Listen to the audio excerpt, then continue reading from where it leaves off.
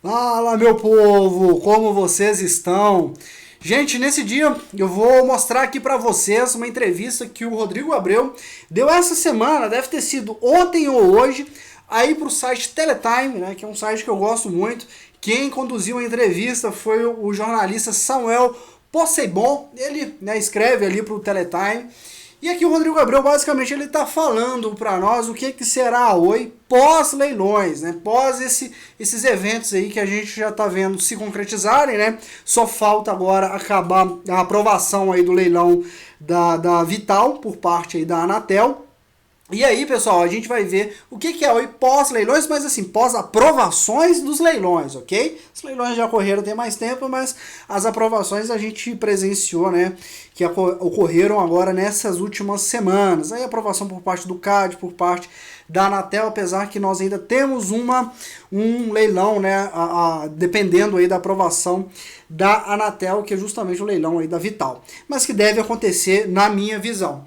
E aí vamos ver o que o nosso grande Rodrigo Abreu tem a falar aí para dar oi pós-leilões, após essa etapa aí que era tão aguardada por muita gente, né, gente? E é muito bom ouvir o que o Rodrigo Abreu tem a dizer, principalmente nestes últimos dias que a gente tem presenciado que as ações da Oi elas têm caído um pouco, né? Então vamos ouvir o que o Rodrigo Abreu tá falando. Obviamente, o plano aí da Oi continua o mesmo, né? Não é porque a ação está caindo eventualmente agora, não tem nenhum atropelo no meio desse caminho, a gente tem que ter muito sangue frio. Antes de mais nada, se você está chegando aqui no canal, muito prazer, meu nome é Guilherme Borges, eu sou contador, investidor e o estudioso aí da nossa querida Oi, atualmente com 65.100 ações Oi BR3 em carteira. Tenho o canal Investir Sempre, onde eu trago diversos temas e assuntos relacionados à Bolsa de Valores, renda variável, ativos listados em bolsa. Se você gosta desse tipo de conteúdo, já se inscreva agora aqui no canal, curta o vídeo, compartilhe esse vídeo com quem você quiser compartilhar. Lembrando, tá, gente, que nada do que eu digo aqui representa recomendação de compra, de venda ou de manutenção de ativos. Sem mais delongas, né? Já depois que você tiver se inscrito aí no canal, ter dado seu like, vamos ver o que o Rodrigo Abreu tem a dizer com vocês. Rodrigo Abreu no Teletime.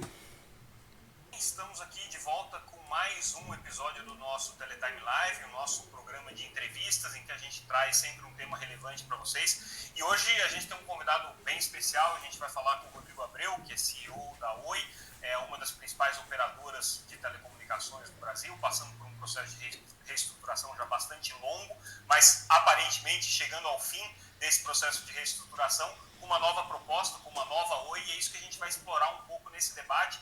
Eu vou então colocar aqui o Rodrigo com a gente na nossa mesa virtual de discussões. E Rodrigo, te agradeço pela oportunidade de estar me dando essa entrevista. A gente bater esse papo desde que você assumiu a Oi, a gente não tinha feito uma entrevista 1 a 1, então é muito legal poder ter você contigo, com a gente aqui. E a primeira pergunta que eu te coloco, o primeiro ponto que eu queria já levantar nesse momento é quão longe a gente está dessa conclusão da primeira fase aí de reestruturação que você, quando assumiu a Oi, tinha como missão de completar. O que ainda falta para a gente poder virar essa página? Legal. Bom, obrigado, Samuca. É um prazer estar contigo. Apesar de a gente não ter feito one-on-one ainda, acho que ao longo desse tempo todo, sem dúvida nenhuma, nos acompanhamos aqui. Você sabe que a gente acompanha as tuas análises, são análises super pertinentes e super completas sempre, então é um prazer estar contigo. Falando do nosso projeto, né, e tínhamos comentado antes até que esse é um projeto que foi bastante complexo desde o começo aqui, a partir do fechamento da recuperação lá atrás, mas que de lá para cá ganhou uma visão de futuro, acho que bastante clara. Ela tem muitos passos pela frente, ela passa por uma primeira fase que, como você mencionou, está muito próxima de ser concluída agora, e aí a gente tem que olhar para frente, ou seja, tem bastante coisa para fazer pela frente ainda. Mas essa primeira fase, que foi desde construir o plano de maneira mais detalhada, do ponto de vista tanto estratégico quanto operacional, quanto prático, que era fechar o aditamento, aprovar o aditamento junto a credores, criar os processos de vendas de ativos, em particular da venda da móvel e da venda da participação na infraestrutura, fazer as segregações, obter as aprovações, que talvez não, com certeza foram o passo mais longo do caminho, desde que a gente fez a Assembleia Geral de Credores em 2020, foram os 2 processos de aprovação. E agora, obtidas essas aprovações, concluir as duas transações, isso para nós significa, sem dúvida nenhuma, um marco de uma fase crítica do processo de reestruturação e de recuperação da empresa. Por quê?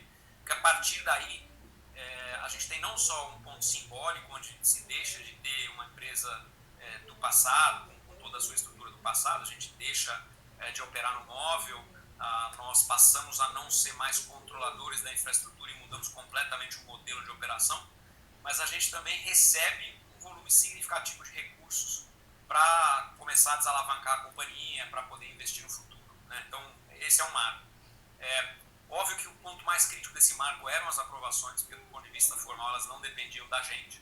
Obviamente nós interagimos de maneira muito intensa ao longo desse último ano para mostrar o mérito da operação, para dar detalhes, para falar sobre o nosso processo de recuperação, para falar sobre a nossa ótica e visão pró-competitiva para o setor, e aí não só para o móvel, mas para o setor de maneira geral, com a nossa entrada como operação de rede neutra.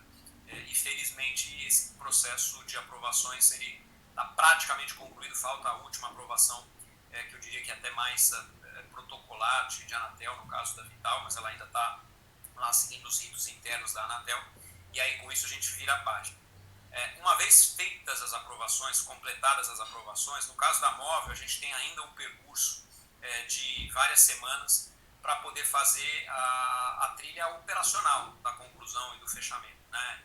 Você sabe que ao longo desse processo, até pela proposta como foi apresentada, nós visualizamos aí como seria esse processo de transição, uma vez fechada a operação, e ele é complexo. A gente está fazendo uma operação íntegra, única hoje, que tem que ser segregada em 3 operações e aí transferida para os 3 compradores. Então, nós nos preparamos para fazer isso, fizemos toda a separação do ponto de vista societário. Nós criamos 3 empresas de propósito específico.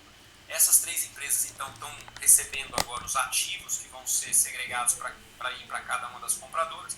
E aí, uma vez que esse processo estiver completo, com os clientes, com os ativos, com as frequências, com todas as licenças de operação, que a gente já conseguiu, por exemplo, no caso da Anatel, aí a operação pode ser fechada. Então, a gente espera concluir esse passo, e, de novo, é uma questão, obviamente, de previsão, e a gente vai trabalhar bastante duro aqui para que isso possa se cumprir, mas a previsão é no final de março, até o dia 31 de março, que seria o concomitante aí com o final da própria recuperação judicial. O fechamento da operação de infraestrutura, ele também está previsto para acontecer ainda nesse período.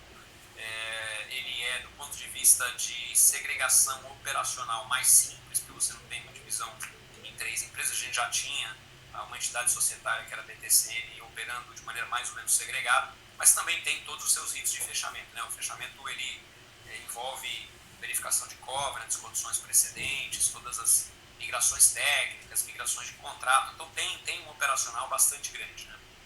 No caso da Oi Móvel, imagino, né? Eu nunca tive que tocar uma operação dessa complexidade, mas eu imagino que vocês têm, de um lado, uma dificuldade que passe pela comunicação com os clientes, avisar para os clientes o que vai acontecer. Eu não sei se isso vai ser feito pela Oi Móvel ou pelos compradores, dizer, olha, bem-vindo, agora você vai ser cliente da TIM, ou você vai ser cliente da Claro ou da Vivo, ou se vocês vão avisar isso proativamente. Queria que você explicasse um pouco. E do ponto de vista técnico, operacional, propriamente dito, o que fica da equipe da Oi, que hoje toca o imóvel, se eles vão ser absorvidos pelas empresas compradoras, se eles permanecem na Oi só dando esse suporte para a transição, e aí depois eles vão continuar operando outras áreas da Oi. Qual que é o planejamento de vocês, tanto na parte de comunicação com os clientes, quanto na parte de desenvolvimento técnico aí dessa transferência de ativos? Claro. Do ponto de vista de comunicação, nós já começamos uma primeira fase de comunicação, Samuca, que foi fazer uma notificação ampla, inclusive em jornais de grande circulação, em veículos, em sites e, obviamente, em todos os nossos canais de comunicação, em todos os nossos canais de atendimento, site, avisando sobre a aprovação da operação, que aconteceu na semana passada, e aí com essa aprovação, dando a antecipação de que nós vamos passar por esse processo de transição. Mas uma vez que ainda precisamos passar por todos esses passos operacionais, nós até avisamos que nesse momento nada muda para os clientes e todo o planejamento, mesmo dessa segregação operacional, está sendo feito para não impactar os clientes de maneira nenhuma. Então, apesar de, por exemplo, eles, nesse processo de transição, uma parte dos clientes passarem para uma empresa de propósito específico, ela é 100% Oi. Então, para todos os efeitos, a relação com o cliente continua sendo Oi, tanto para canais de atendimento, quanto para recebimento de contas, quanto para planos, quanto para acesso a serviços. Então, nada muda nesse sentido.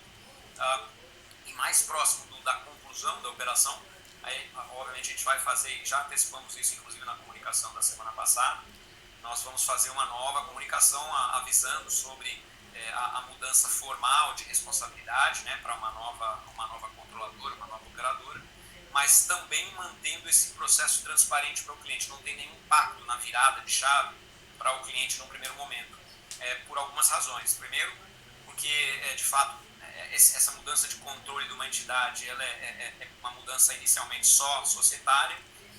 O processo de migração de cliente vai ser feito pelas compradoras a partir desse momento, mas é um processo gradual, ele não é uma virada de chave do dia para a noite, como você sabe, não dá para você fazer isso com um volume de mais de 40 milhões de clientes, e ele vai acontecer durante um período em que nós, como operadores de origem, ainda vamos fazer, como você mesmo mencionou, uma operação desse processo de transição.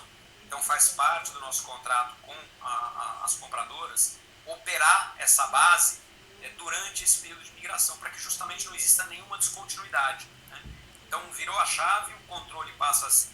Tá vendo, pessoal? Então, assim, para quem é cliente aí da Oi Imóvel, pode ter calma e tal, que as coisas vão acontecer de uma maneira suave, paulatina, tá? das empresas de propósito específico passa a ser das compradoras, mas nós vamos continuar a operar os serviços de transição. E aí cada uma vai começar o seu processo de migração, ou seja, como é que vai migrar os clientes, se vai ser simplesmente uma incorporação, se eles vão ser migrados aos poucos e aí vão ter qualquer tipo de mudança interna de como portar o cliente da empresa de propósito específico para a sua própria base, os sistemas de atendimento e assim por diante. Então, não existe uma descontinuidade nos clientes. E aí esse processo está sendo planejado de maneira super cuidadosa, óbvio que é trabalhoso, mas ele vem sendo planejado já há bastante tempo, e aí a partir do fechamento entra essa fase mais delicada de transição, mas sempre tentando manter aqui uma continuidade muito transparente para os clientes. E o aviso, sem dúvida, ele vai ser feito dos dois lados, tanto do nosso lado quanto do lado das compradoras, né, do lado das novas operadoras. Então, imagino que isso daí já te ajude a atender um dos requisitos que a Anatel colocou, uma das medidas que a Anatel colocou, que foi o desenvolvimento desse plano de comunicação. Isso aí, então, já está mais ou menos encaminhado. Com certeza.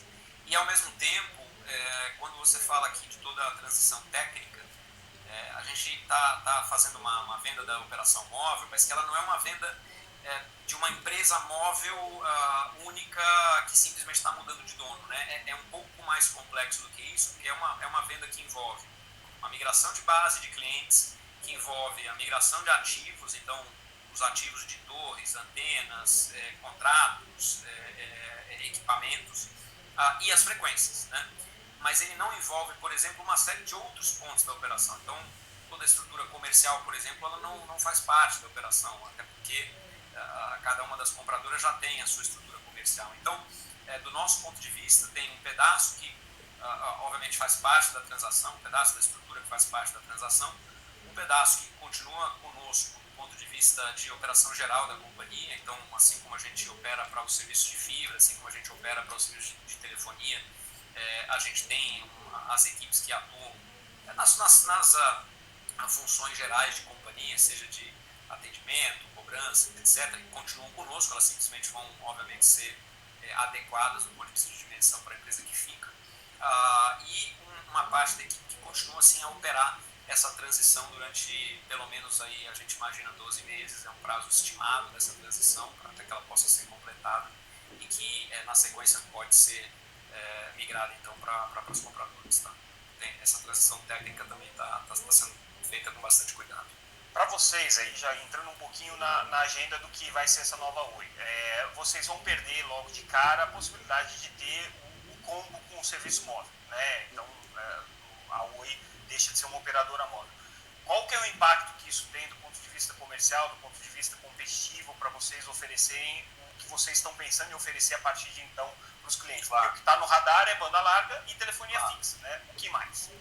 Banda larga, telefonia fixa, vamos lembrar que conteúdo ainda faz parte da nossa equação, então IPTV e mesmo a operação de TV, enquanto a gente a mantém, e todos os outros serviços de valor adicionado, né, Samuca? E aqui, acho que felizmente a gente está diante de um caso aqui de coerência, até mesmo pessoal, do ponto de vista estratégico nesse tema. E você me lembrou aqui, na época que eu era líder de uma outra operadora, eu sempre mencionei que eu via no Brasil a possibilidade de você ter competição não necessariamente só de maneira integrada. Existe espaço para uma competição puramente móvel, desde que, obviamente, a escala e os recursos estejam presentes, então você tem essa possibilidade, assim como existe, por definição e por consequência, a possibilidade de você competir também com uma operação que não tenha o móvel. Eu comentei que, óbvio, que existe sim uma gama de clientes que tem atratividade para esse tipo de oferta combinada, oferta integrada, mas dado o tamanho da nossa população, dado o tamanho da nossa base de usuários e até mesmo o perfil de consumo, a gente vê que essa possibilidade dos combos, ela está restrita para um segmento muito menor da base de consumo, que são os clientes de maior poder aquisitivo e que acabam fazendo pacotes mais completos, mais caros, comparado com a grande, imensa maioria de todos os clientes, tanto do lado móvel quanto do lado fixo. Acho que uma maneira de enxergar isso é o que aconteceu até mesmo com o desenvolvimento da nossa própria base de clientes da Oi Fibra, né? Nós lançamos a Oi Fibra e aprofundamos, assim, intensificamos o investimento na Oi Fibra já com a nossa estratégia de médio e longo prazo definida. Quando nós começamos a, de fato, investir de maneira mais pesada e intensificar a ação na Oi Fibra, nós já tínhamos tomado a decisão de sair da móvel. Então, todo o desenvolvimento dessa base que está aí chegando perto dos 4 milhões de usuários na fibra, ela já aconteceu sem como, né? Ela já vem com... Tá vendo? Detalhe importante, 4 milhões de usuários na fibra, tá? Usuários, que ele tá falando aqui agora. E esse é um detalhe muito importante. Reparem também, né, gente? O Rodrigo Abreu, realmente, desde que ele entrou na empresa, o planejamento estratégico já estava muito bem traçado, né? Ele traçou, realmente fez um planejamento estratégico muito bom, de curto, médio e longo prazo. E detalhe, cumprindo este planejamento à risca, né? Sendo coerente, sendo transparente. Show de bola, né? Realmente isso se espelha nas diversas operações e nos diversos movimentos que a Oi ela vem fazendo ao longo de todo esse tempo, né? Show de bola. Continuamos. Uma busca primordialmente da conectividade de banda larga. E aí, obviamente, que atrelada a ela, em boa parte dos casos, a gente tem também a oferta de voz, de VoIP, e em alguns casos a oferta de conteúdo. Mas no nosso caso, até pelo próprio perfil de crescimento muito rápido, de substituição de serviços legados, de entrar em áreas que não tinham disponibilidade de banda larga de qualidade antes, o principal objetivo do cliente é sempre a banda larga, é sempre a fibra, não é necessariamente o combo.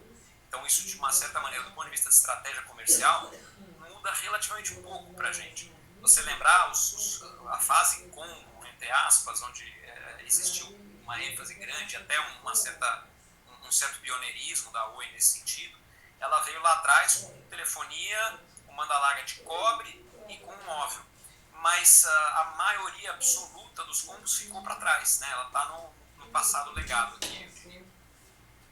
Um ponto que é interessante é que a Oi sempre foi uma empresa muito inovadora do ponto de vista do serviço. Até a gente teve essa discussão semana passada no CAD, se a Oi era ou não era uma Maverick, né? Se era uma empresa que estava aí desafiando os modelos que estão estabelecidos no mercado. Mas vocês sempre foram muito inovadores com os planos integrados, com, no caso da Brasil Telecom, né? Muito mais antigo, plano pula-pula que você tinha, enfim, eram planos assim que davam uma chacoalhada no mercado, vamos dizer assim. Isso daí é uma coisa que continua no radar de vocês, então conseguirem ser inovadores na oferta da banda larga fixa por fibra, ou conseguir ser inovador num pacote que envolva conteúdos e que envolva serviço de valor adicionado a essa banda larga. Esse é o plano de vocês? Esse de uma certa maneira, pode até ser uma síntese do que deveria buscar a nova Oi, tá? Do que deve buscar a nova Oi. Lembrando que quando a gente fala de nova Oi, agora, o que é a nova Oi para mim? A gente está até conversando sobre o que é nova Oi, o que é Oi. A Oi é a empresa integrada que atua em todos os segmentos, em todo o país, como a gente já conhecia, e que passou por todos os problemas de dívida e de recuperação. A Nova Oi é uma empresa que nasce com a reestruturação, com a saída da Móvel e com a saída do controle da infraestrutura. Então é essa empresa que tem um foco 100% voltado para o serviço ao cliente, que tem que gerir ainda a sua operação de concessão de telefonia fixa, onde mantém ainda um pedaço de infraestrutura legada, mas que está voltado à construção de futuro, baseado no crescimento da oferta de Oi Fibra.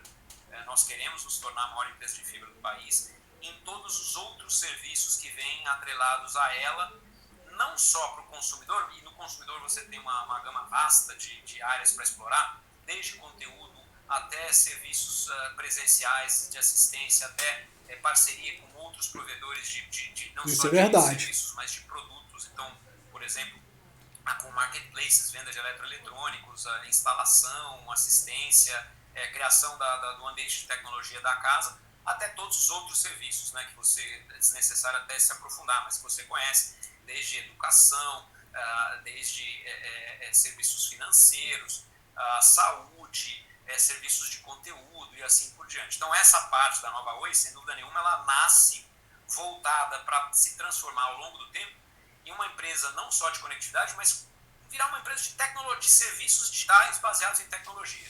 E é óbvio que a conectividade de fibra, ela é o coração dessa proposta de valor, porque ela é o que permite que você cresça e tenha uma base grande de clientes para endereçar e que tenha, obviamente, esse insumo principal da conectividade de altíssima qualidade para poder prestar os outros tipos de serviço.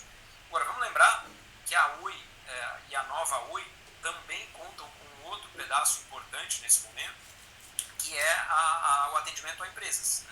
A Oi Soluções, e somado ao atendimento às pequenas e médias, é um dos maiores provedores de soluções de conectividade e TI para empresas do Brasil. Então, esse é um outro lado da nossa atuação que não pode ser esquecido. A gente está falando aqui de uma receita de mais de 3 milhões de reais. Né? E que foi uma área que sofreu muito durante esse processo de recuperação judicial, né? Justamente por conta da insegurança sobre o futuro da empresa.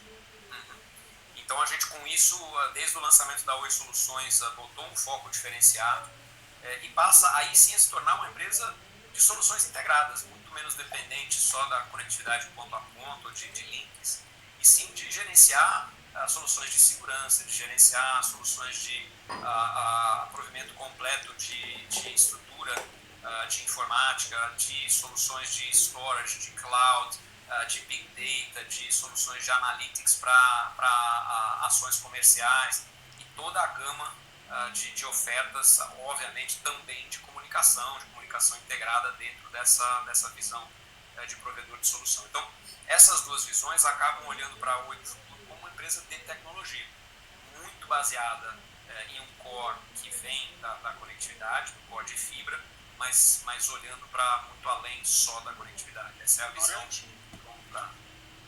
O Samuel cortou o Rodrigo Abreu ali, mas eu acho que ele ia falar que a Oi Soluções já está com uma receita de 3 bilhões, né? Ou seja, acredito que ele esteja falando de uma receita anual aí, né? Já agora em 3 bilhões. Realmente o destino da Oi, né, gente, é se tornar uma empresa de tecnologia, que eu já vinha falando aqui. Inclusive eu tenho uma frase, né?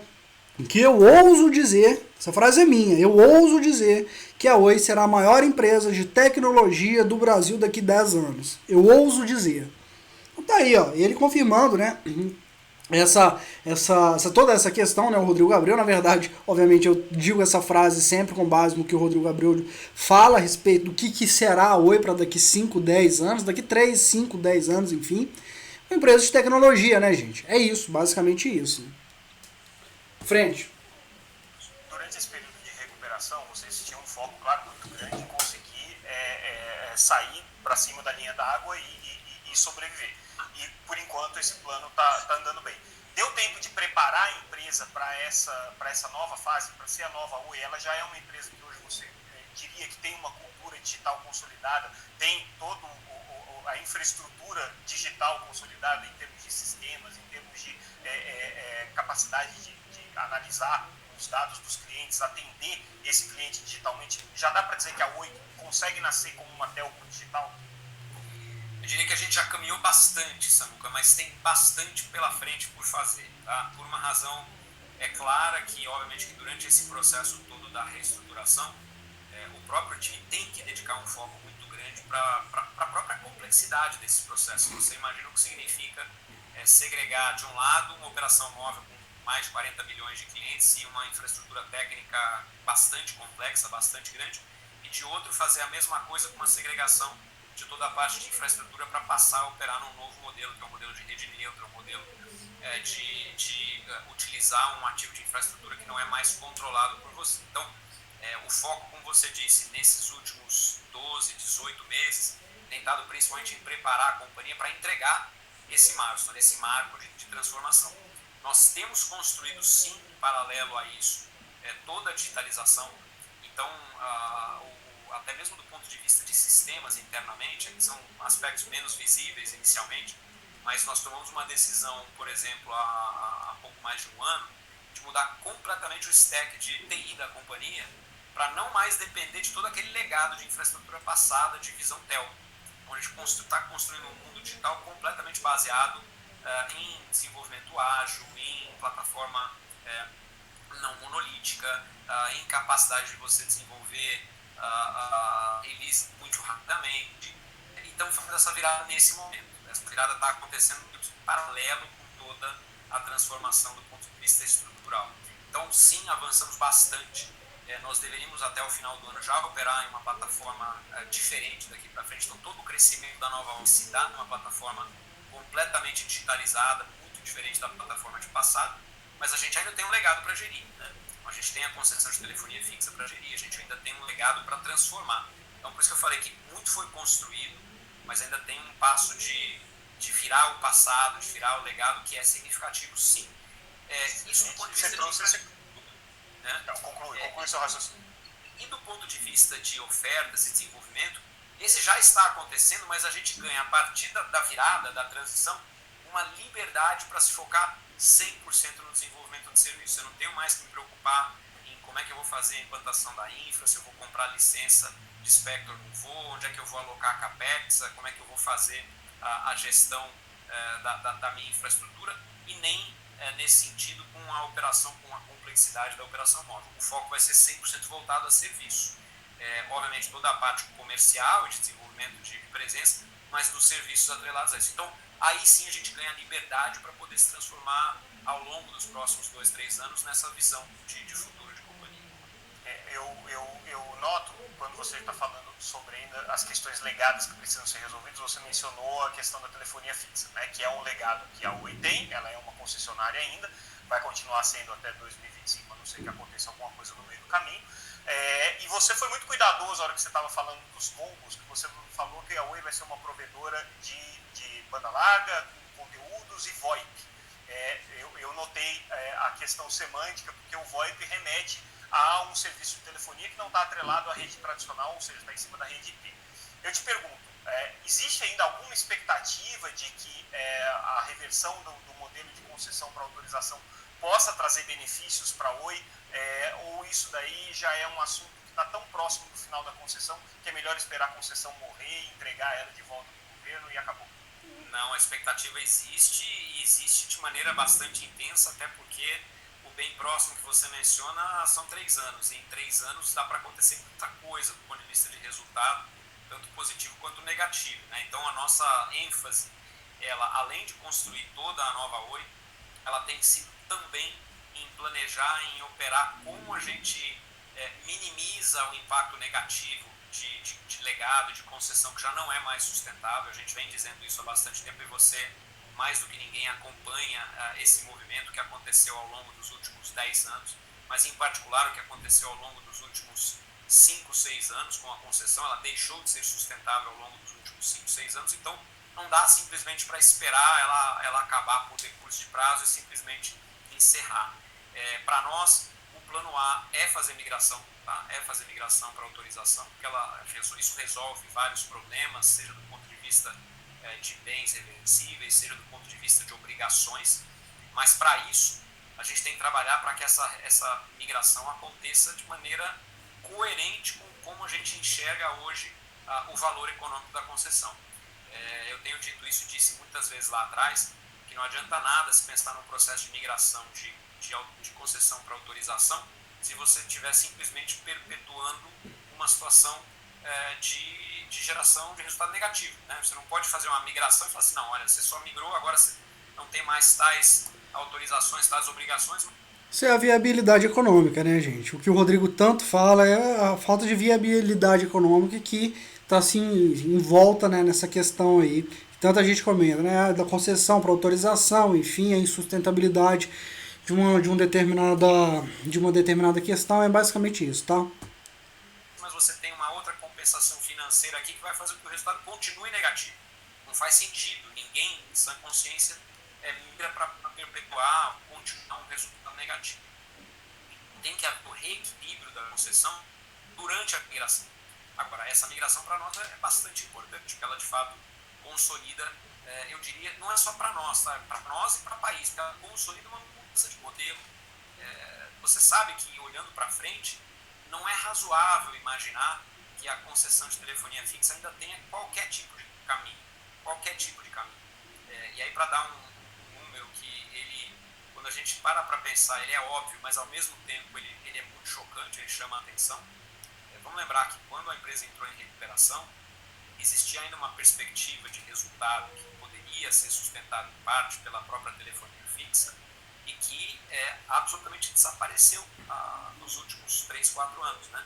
A companhia chegou, num certo momento, a ter mais de 10 bilhões de reais com a receita legada entre telefonia fixa e banda larga de baixa velocidade.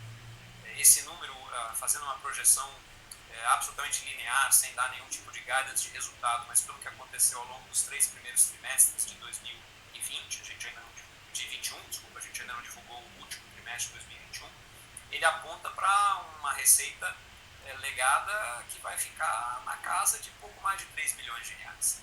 Então, ao longo de 3, 4 anos, a empresa perdeu 70% da sua receita. Nossa, e, obviamente, meu teve uma Deus. necessidade de manter uma infraestrutura muito parecida. Né? Então, isso é inviável para frente, isso tem que ser resolvido. E não só é inviável do ponto de vista financeiro, mas mesmo do ponto de vista setorial, quando a gente olha para o que acontece com várias obrigações, a gente vê que hoje nós somos obrigados a manter serviços deficitários em áreas que são plenamente atendidas. Tem 100% de cobertura móvel, que tem provedores de acesso competitivo, SCM, mais de um. Então não faz sentido, a regulação não faz mais sentido. Infelizmente ela tem demorado para andar. Nesse meio tempo, você sabe disso, nós nos vimos forçados a entrar com arbitragem contra a Anatel, justamente para buscar um reequilíbrio da concessão e fazer com que essa migração possa acontecer de maneira não onerosa. Não faz nenhum sentido você fazer uma migração onerosa de algo que não é sustentável. Então, essa é toda a discussão. A gente, obviamente, quer acelerar essa discussão e o processo arbitral ele tem os seus tempos e movimentos, ele não é um processo super rápido, mas, ao mesmo tempo, a gente quer que ele seja capaz de produzir resultados para que a migração possa acontecer já prevendo os resultados de sustentabilidade que têm que ser considerados para evitar que se chegue numa situação de não sentido para quem teria que fazer a migração. Então, agora, essa é a nossa busca para fazer com que isso possa ser resolvido aí ao longo dos próximos 2 anos. Independente disso ser resolvido, tem que ser resolvido, né, pelo que você está colocando, mas vocês entram ainda no cenário competitivo como Nova Oi, como uma empresa, como essa telco digital que a gente estava falando, ainda com uma carga regulatória por conta de ser uma empresa PMS, né, que é bastante grande, e a gente viu nos últimos anos essa assimetria regulatória que foi criada com os PPPs, de fato, trazer um resultado concreto. Hoje você vê PPPs aí com 40% do mercado de banda larga fixa no Brasil, né, o que em parte se deve a essa questão regulatória.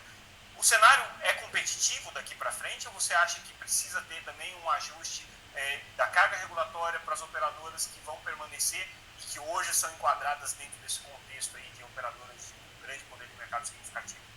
É um pouco das duas coisas, Samuca. Eu acredito que sim, algumas evoluções vão ter que acontecer do ponto de vista regulatório.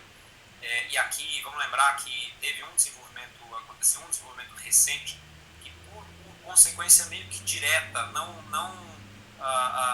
legislada ou regulada, mas direta por uma questão financeira, vai ter que acontecer, que é a revisão das taxas de ICMS. Então, a definição, mesmo que modulada, do ICMS mudando ao longo do tempo, ela vai fazer com que para muitos estados seja inviável manter as políticas de subsídio anteriores. Então, por definição, você vai ter naturalmente um movimento de ajuste nesses subsídios anteriores que acho que talvez até tenham cumprido o seu papel num momento em que não existia outra alternativa, em que você tinha, o mercado precisava ser ocupado, mas daqui para frente isso deixou de fazer sentido, né? Hoje a gente tem um mercado plenamente competitivo já. E do outro lado, a gente vai ver que mesmo nesse movimento de PPPs, já está acontecendo, você sabe disso, e muito provavelmente não vai deixar de acontecer no curto, médio prazo, movimentos de consolidação. E nos movimentos de consolidação, naturalmente, você também passa a criar visões de PMS, né? Então, um provedor que detenha 30%, 40% de mercado na sua região não pode mais ser considerado um provedor competitivo. Tem que ser um provedor que tem liderança de mercado e que tem que, obviamente, ser regulado de tal maneira. Então, eu acho que a gente vai acontecer as duas coisas. Agora, a gente tem capacidade, sim, de competir. A gente mostrou isso ao longo do tempo. Mesmo nessas situações, obviamente que de maneira bastante competitiva, bastante agressiva em alguns casos, mas nós temos, sim, capacidade de competir e vamos continuar. Aí, por uma questão, seja da qualidade de serviço, seja de reconhecimento de marca, seja de estrutura de atendimento, seja de serviços adicionais que eventualmente não são tão fáceis de replicar, mas a gente vê que é um mercado que sim vai ter ainda muito desenvolvimento, principalmente em função de consolidação. Falando nisso, vocês são player nesse cenário de consolidações, você vê o crescimento da Oi não só do crescimento orgânico, mas também da aquisição de operadores. Claro, tem que ser de uma maneira compartilhada, talvez com a Vital ou com algum outro player que fique com a infraestrutura, para vocês não perderem essa característica de ser um operador de serviços, né, não um operador de rede. Mas vocês se veem nessa posição de consolidadores? Não, obviamente que o nosso plano base não depende disso. Tá? O nosso plano base é um plano de crescimento orgânico e a própria segregação da Vital, ela atende a principal condição que viabiliza esse plano de crescimento, que é a capacidade de investimento na infraestrutura básica. Né? Sendo muito transparente, a gente já disse isso também com todas as letras, se não fosse a segregação da separação estrutural, nós não teríamos condição de fazer essa jornada de investimento de maneira tão agressiva ao longo dos próximos 4 anos como nós imaginamos do ponto de vista de volume de investimento em HPs daqui para frente. Então, obviamente que existia a necessidade dessa segregação para manter essa capacidade de investimento. Então, o plano base é um plano base de crescimento orgânico a partir do investimento em infraestrutura que a Vital realiza e que a gente corre atrás do ponto de vista comercial. Mas, obviamente, não se descarta ao longo desse processo que a gente analise essas possibilidades. Até porque eu acredito que com a mudança de modelo que nós estamos introduzindo para o mercado, o que vai acontecer é que outros operadores também vão, eventualmente, considerar mudar de modelo. E não necessariamente vão crescer somente baseados em investimento próprio. E uma vez que esse modelo é adotado, existe também uma vantagem no ganho de escala de quem faz a contratação sem ter infraestrutura de maneira mais ampla. Né? Então a gente vê sim essas possibilidades para frente, embora, como eu falei, o caso base seja um caso de crescer baseado na expansão da infraestrutura. Então, crescimento orgânico, hein? Não descartando isso. E aí, para a gente finalizar, eu queria falar rapidamente sobre a tua expectativa com relação à Vital. Eles vão ser vitais, sem querer fazer um trocadilho horrível, mas eles vão ser vitais, obviamente, para essa segunda fase da Oi. Como que a Oi se vê como acionista de um grupo grande, um grupo financeiro como o BTG, dentro desse contexto? Existe a chance de, eventualmente, vocês se diluírem e acabarem saindo da parte de infraestrutura, ou ter esse pé na parte de infraestrutura, ainda que não com o poder de controle, é essencial para vocês? Vamos lá, e o trocadilho na prática ele não é tão trocadilho assim, tá, Samuca? Porque quando nós criamos a marca, o Vital, V.tal, pronunciado Vital, ele tinha assim essa conotação de ser um serviço vital e ser uma infraestrutura vital. Então, na prática não é tanto trocadilho não, faz parte do desenho da própria marca, do posicionamento da própria marca. Acertei sem saber. E óbvio que para nós, nós tínhamos vários objetivos e temos vários objetivos com a segregação. Um deles eu acabei de mencionar, que é a capacidade de manter o investimento por longo prazo, e ele é fundamental, sem ele nada mais acontecer.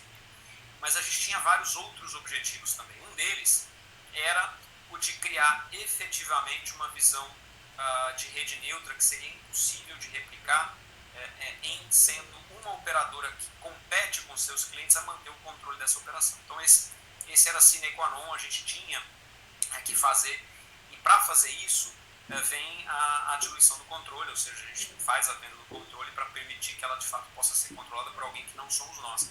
Inclusive a empresa está sendo criada com um comitê de neutralidade para garantir que todas as decisões elas sejam absolutamente isonômicas em relação aos vários clientes. Nós temos participação em conselho como grandes acionistas, mas não temos participação em decisões comerciais da companhia, por exemplo, não temos visibilidade das negociações, não vamos ter visibilidade das negociações comerciais com outros clientes, então isso era uma outra condição sine qua non. Você vê que está bem separado, frente, né? O porquê da nossa participação grande na companhia hoje? Porque nós acreditamos que a grande valorização da companhia como uma infraestrutura de rede neutra ainda vai acontecer. Então, o que nós não queríamos nesse momento é nos desfazer completamente da nossa participação e deixar de capturar uma parte importante da valorização que vem da própria criação dessa rede neutra.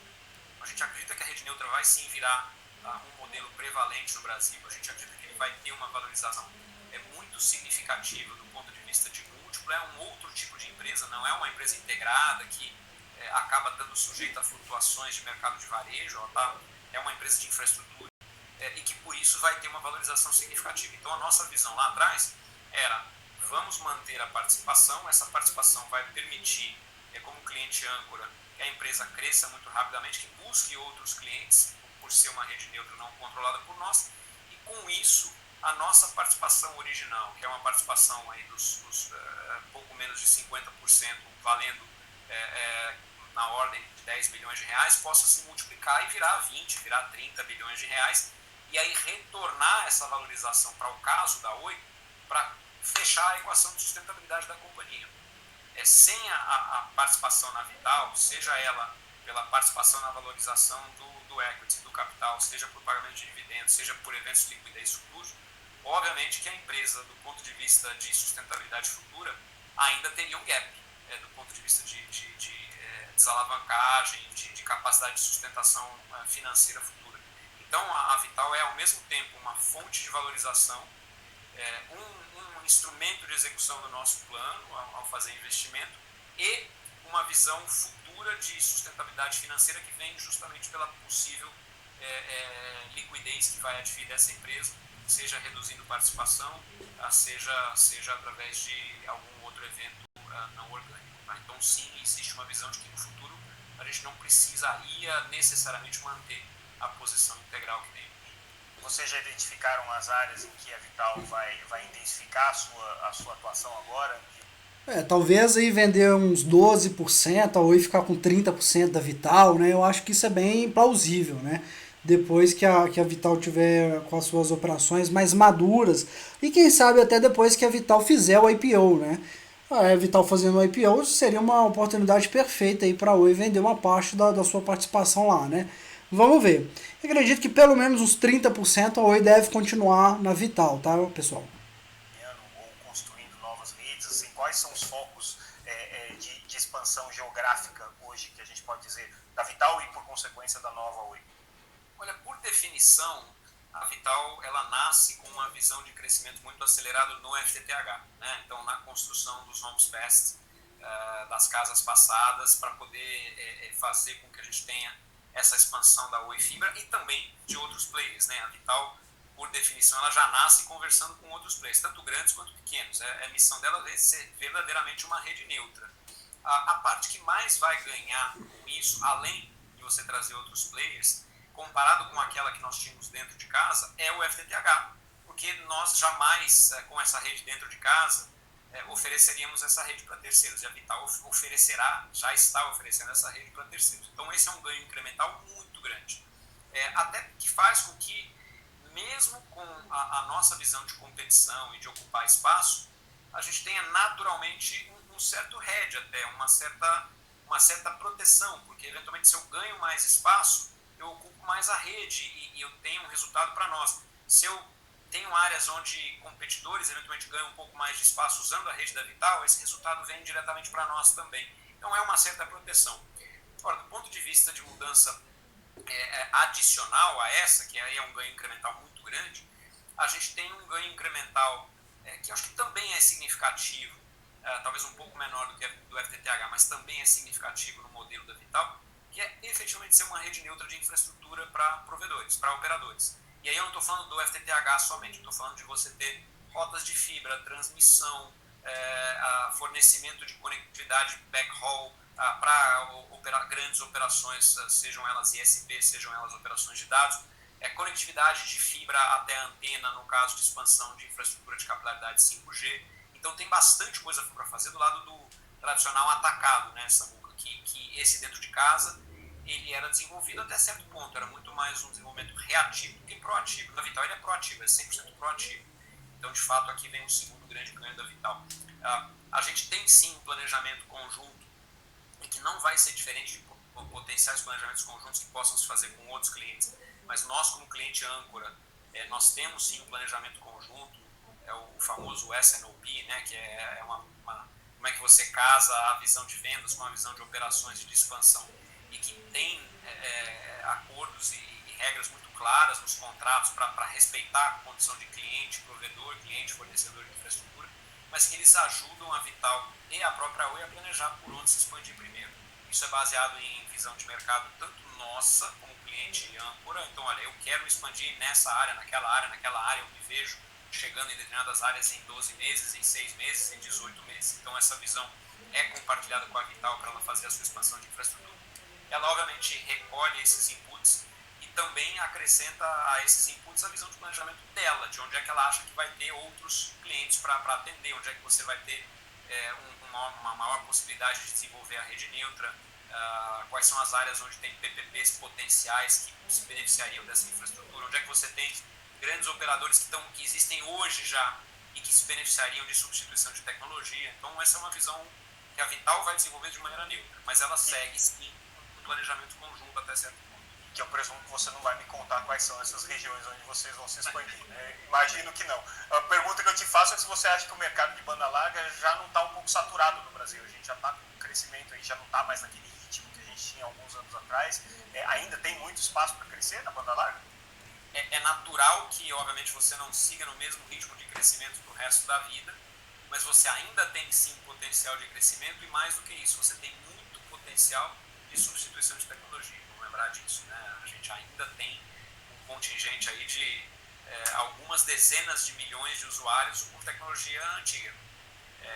Então, não é só um processo de substituição ali, mas é uma questão de fazer substituição tecnológica. Se a gente mal comparando, é a mesma situação, mas talvez com um grau adicional de troca de tecnologia e de potencial troca de provedor, de você imaginar uma migração tecnológica aí de 2G para 4G. Você tem ainda um pedaço da base, seria o equivalente a gente falar que ainda tem um pedaço da base significativo de 2G para ser conquistado, no caso do mundo móvel.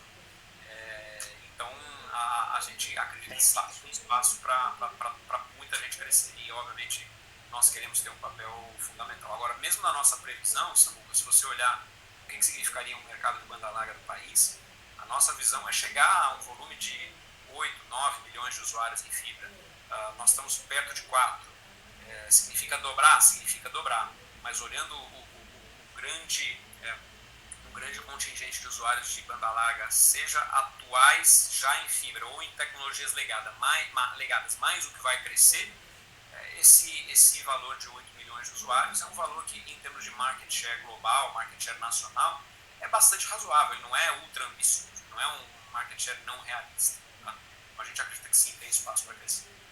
Maravilha. Rodrigo, te agradeço por essa oportunidade de te entrevistar diretamente. Eu até já estourei o tempo que a gente tinha combinado aqui para esse nosso bate-papo, mas estava ótimo. E quando você estava falando, eu deixo falar. A jornalista não encerra, a não ser que vocês peçam. Então, te agradeço mais uma vez. Boa sorte aí na conclusão agora do plano de recuperação.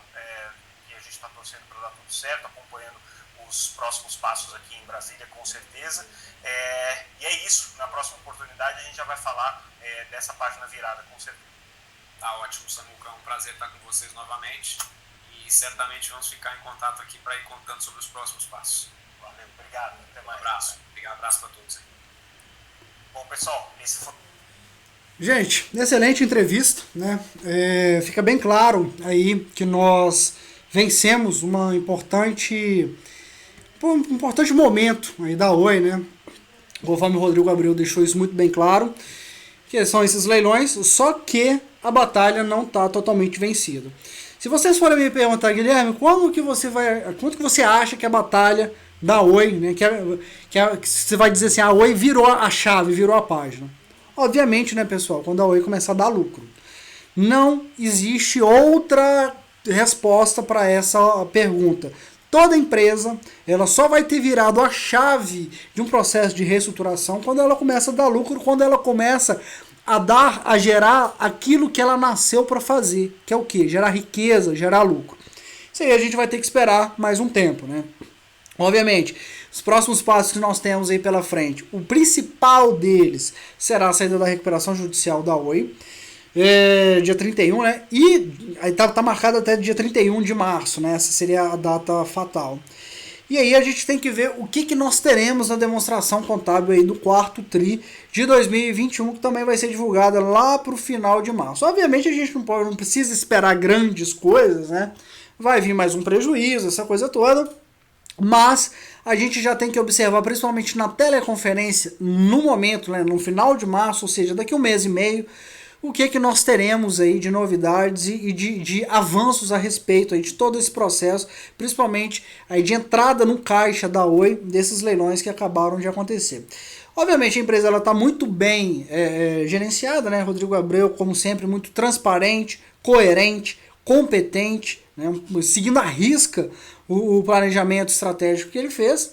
E é trabalho, né, gente? A empresa continuar desempenhando o bom trabalho que ela desempenha. Nunca se esqueçam que a Oi, ela tá agora, a nova Oi, ela está muito mais voltada, virada, apontada para o caminho da tecnologia, para o caminho digital. É isso que nós podemos esperar da Oi para daqui 2, 3, 5 anos. 10 anos talvez, quem sabe, a maior empresa de tecnologia do Brasil, né, com todo esse, botando, né, para trabalhar em prol da tecnologia, todo esse aparato que ela tem, né, a Oi, ela tem, é uma empresa grande, né, que a gente fala, tem um aparato, um ativo gigantesco, tem muita coisa ali dentro do grupo econômico, que se for bem organizado em prol do lucro em atividades digitais, pode ser aí uma empresa extremamente lucrativa para daqui 5, 7, 8, 10 anos, né? Então a gente tem que aguardar e ir acompanhando. Não se desesperem, não fiquem preocupados se a ação não está aí a R$1,50, R$1,30, R$1,80. A gente está vendo que as ações da Oi, elas sempre... Isso é invariavelmente, né? Sempre que a gente observa uma empresa que tem muita pessoa física, que é o caso da ação da Oi, a gente observa esses movimentos especulativos, né, principalmente aí dos fundos, né, especulativos que ficam alugando as ações das empresas, fazendo aqueles movimentos de curtíssimo prazo. Isso, na minha visão, tem atrapalhado muito para que a Oi ela não suba, né, que as suas ações não subam. E obviamente, né, gente, a Oi ela precisa sair da recuperação judicial porque ela está precisando de um dono. E é isso que eu falo, é um investimento direto de um investidor aí que realmente tenha o objetivo de alocar recursos na empresa, se tornar um acionista majoritário, um dono e ir acompanhando a empresa por um longuíssimo prazo, né? Este que é o ponto, né? Infelizmente isso fica complicado com a empresa em recuperação judicial, gestores de ativos, fundos de investimento não podem aportar na Oi, os seus estatutos, seus regulamentos internos proíbem isso, porque ela ainda está com essa marca aí de recuperação judicial, mas isso em breve deve mudar. Beleza, pessoal? Vou ficando por aqui, espero que vocês tenham gostado aí da entrevista, excelente entrevista aí do nosso querido jornalista Samuel Possebon, do Teletime, com o melhor CEO do Brasil, Rodrigo Abreu. Se você gostou do vídeo, já se inscreva no canal, curta o vídeo, compartilhe esse vídeo com quem você quiser compartilhar. Lembrando, tá, gente, que nada do que foi mostrado aqui nesse vídeo representa recomendação de compra, de venda ou de manutenção de ativos. Esse vídeo tem um caráter único e exclusivamente informativo e educacional. Um forte abraço a todos vocês, até a próxima. Fui!